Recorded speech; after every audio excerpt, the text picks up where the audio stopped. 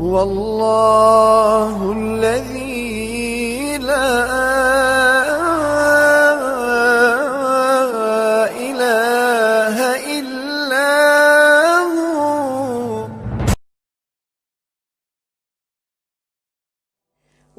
Rafah, la servante du messager d'Allah, sallallahu ta'ala alayhi wa sallam. Elle s'appelle Salma. Elle était connue sous le pseudonyme Rafah. Son mari était Abu Rafah. Elle travaillait, elle et son mari, comme servant chez le messager d'Allah, sallallahu alayhi wa sallam. Quel plus grand honneur que celui de se mettre au service de la plus noble créature sur terre. Le couple devait sans doute mener une vie glorieuse auprès du prophète, alayhi salatu wa sallam.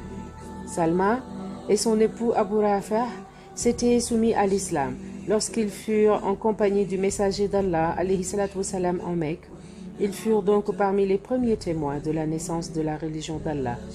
Le couple vécut alors sous les ailes de l'islam, sans pour autant pouvoir fuir des nuisances des polythéistes qui les faisaient souffrir, rien que parce qu'ils présumaient qu'Allah est le Seigneur de l'univers.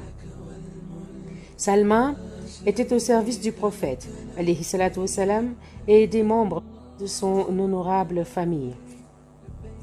Elle partageait les joies de cette maison sacrée et compatissait avec leurs malheurs, si bien qu'elle s'attristait quand quelque chose chagrinait la famille du messager, sallallahu alayhi wa sallam, et était transportée de joie quand tous les membres de la dite famille étaient ravis.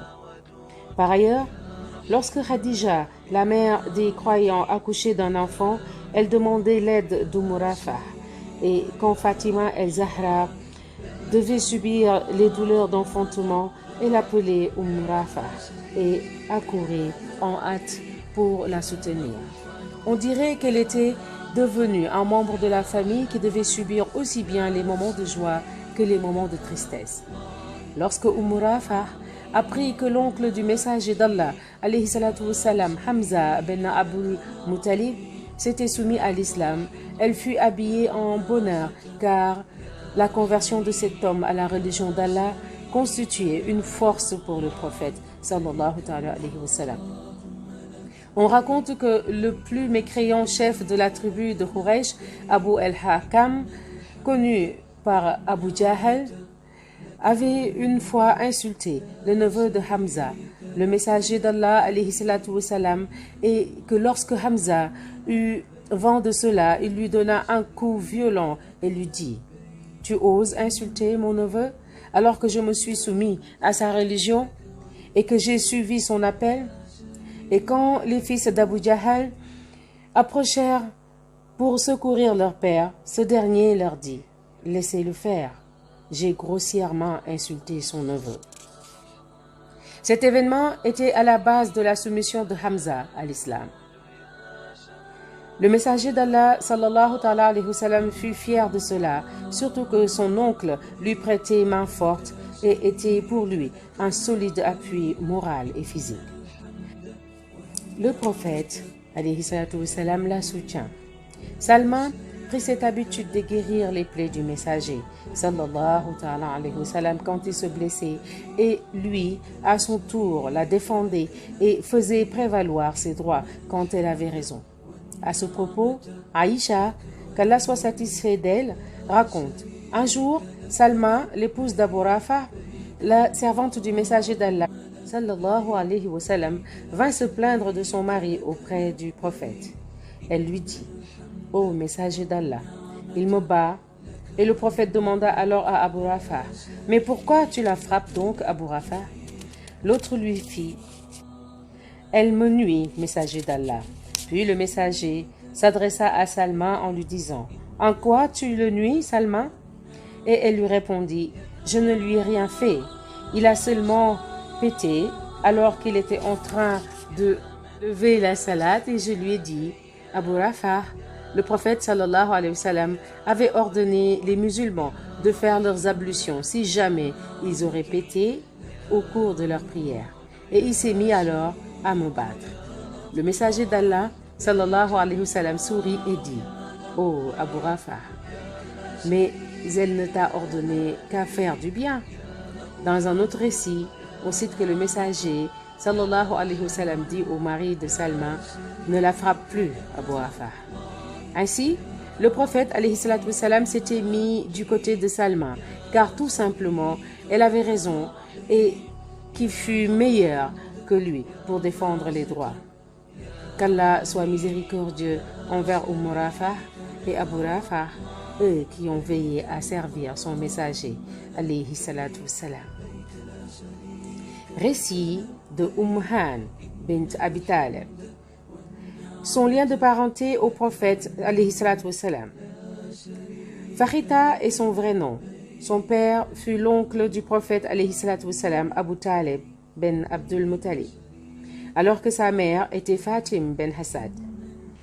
Ses frères furent Talib Jafar, Akil, Ali, et ses deux sœurs furent Jumana et Raïta. Elle avait professé l'islam à la même période que sa mère, ses sœurs et ses frères. Le jour de la conquête de la Mecque, le messager, alayhi salatu wassalam, entra dans la demeure de sa cousine paternelle, Farita, pour faire ses ablutions et lever les prières qu'on accomplit lors des conquêtes. Oumouane raconte comment le messager avait levé la salade ce jour-là. Yahya raconte d'après Malik, qui dit d'après Akil ben Abi Talib, que sa sœur Han bint Abi Talib lui avait confié que le prophète alayhi salatu wassalam avait levé les prières lors de la victoire, en se prosternant et en accomplissant 8 rakas, à savoir qu'il ne portait qu'un seul habit. Dans le récit d'Ahmad, transmis par Ben Abi Taïb, qui cite d'après Akil ben Abi Talib, que Farita ou Mouane avait dit: le jour de la conquête, le messager se rendit à notre maison et il était tout habillé de poussière. Il ordonna à Fatima de lui porter un peu d'eau. Il se lava puis fit 8 rakas, tout en restant dans le même habit qui l'enveloppait. Ceci se passa le jour de la conquête de la Mecque.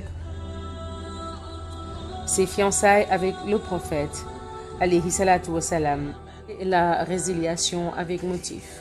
Le prophète, sallallahu ta'ala alayhi wa sallam, et Hubayra ben Amr l'avaient fiancé en demandant la permission au mariage à son père.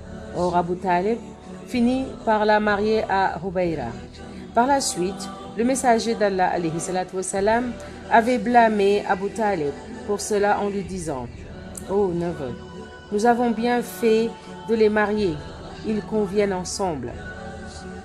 Oumouane engendra plein d'enfants à Hubayra, Amro, Jada, Han et Youssef. Puis, quand l'islam fit son apparition, il finit par la séparer de son mari, qui s'était accroché à son polythéisme. Hubayra s'était en fait enfui vers Najran, où il mourut en étant toujours un mécréant. Après la mort de son époux, Farita s'adonna à élever ses enfants. Dans ce contexte, Abu el-Nadr raconte d'après Abdullah ben Abbas que le messager d'Allah alayhi salatu wassalam, avait fiancé une femme de son peuple qui était connue sous le nom pseudonyme d'Umm-Han. Cette femme avait 5 enfants ou encore 6 qu'elle avait engendrés d'un homme qui fut abattu par la suite. Le messager d'Allah alayhi salatu wassalam, demanda à Umm-Han: mais qu'est-ce qui t'interdit de m'épouser? La femme lui fit: par Allah, prophète, tu m'es le plus cher des êtres, mais je voudrais bien élever mes enfants. Le messager alayhi salatu wassalam lui dit alors: c'est tout? Rien à part cela ne t'empêche de m'épouser? Umm-Han lui répondit qu'effectivement c'était cela la raison principale. Puis le messager sallallahu alayhi wa sallam lui dit: qu'Allah te soit miséricordieux. Les meilleures femmes du monde sont celles de Quraysh, celles qui traitent le mieux ses enfants et leurs maris. Dans un autre récit, transmis par El-Zuhri, d'après Ben el-Musayyab, qui assure, d'après Abu Huraira, que le prophète sallallahu alayhi wa sallam avait fiancé Umm ben Abi Talib. Celle-ci lui dit: Ô messager d'Allah, je suis déjà bien avancé dans l'âge et j'ai un bon nombre d'enfants. Le prophète alayhi salatu wa sallam lui dit alors: qu'Allah te soit miséricordieux. Les meilleures femmes du monde sont celles de Quraysh, celles qui traitent le mieux ses enfants et leurs maris. Monté, Abu Huraira ajoute que Marie bint Imran n'était jamais montée sur une mule. On raconte aussi dans un hadith qu'Umm était venu dire au messager: Ô prophète, je t'aime plus que moi et je suis certaine que tu seras un époux admirable. Mais je crains que je ne néglige l'élévation de mes enfants. Le prophète lui affirma: ce n'est plus le cas aujourd'hui. Est-ce car Allah le Très-Haut lui avait rendu licite de se marier à ses cousines qui avaient émigré avec lui, à savoir qu'Umm n'était pas au nombre des émigrés.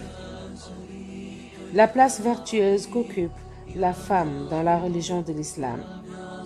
Le jour de l'invasion à Khaybar, Umm sortit avec le messager alayhi salatu wassalam, et quelques-unes de ses compagnes pour donner à boire aux assoiffés et guérir les plaies des blessés. Ce jour-là, Allah avait accordé la victoire aux croyants et le prophète sallallahu alayhi wa sallam lui avait offert 40 waqs de butin. Le jour de la conquête à la Mecque, Umm cacha en sa demeure 2 hommes de ses proches que son frère voulut abattre. Elle révéla l'affaire au messager qui accepta qu'elle les cachât chez elle. À ce propos, Waqi déclare, d'après Saïd ben Asid Saïd el-Makbouri, qui dit que Faqita, Umm bint Abi Talib, avait raconté: le jour où la Mecque fut conquise, j'ai caché 2 de mes proches et je les ai dissimulés dans une chambre de ma demeure. Puis j'ai fermé la porte à double clé. Puis Ali ben Abi Talib vint et quand il les trouva cachés, il brandit sur eux son épée. Umm poursuit son récit en disant: par la suite, je me suis rendu chez le prophète alayhi salatu wassalam, mais je ne l'avais pas trouvé.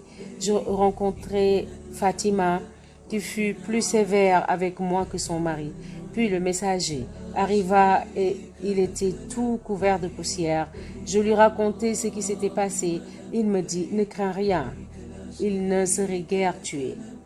Umm était si persévérante dans son adoration et son respect des hadiths prophétiques qu'elle devint une conteuse de tout ce qu'elle entendait le messager dire.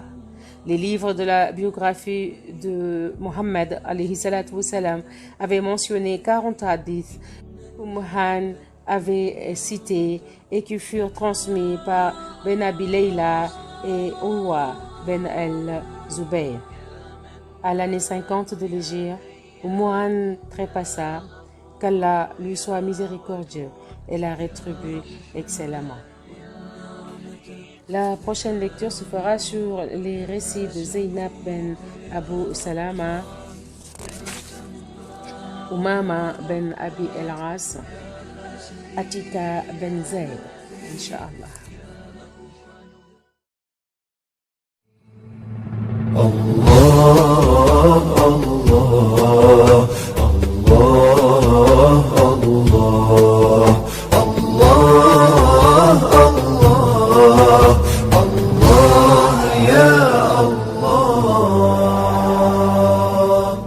والله الذي لا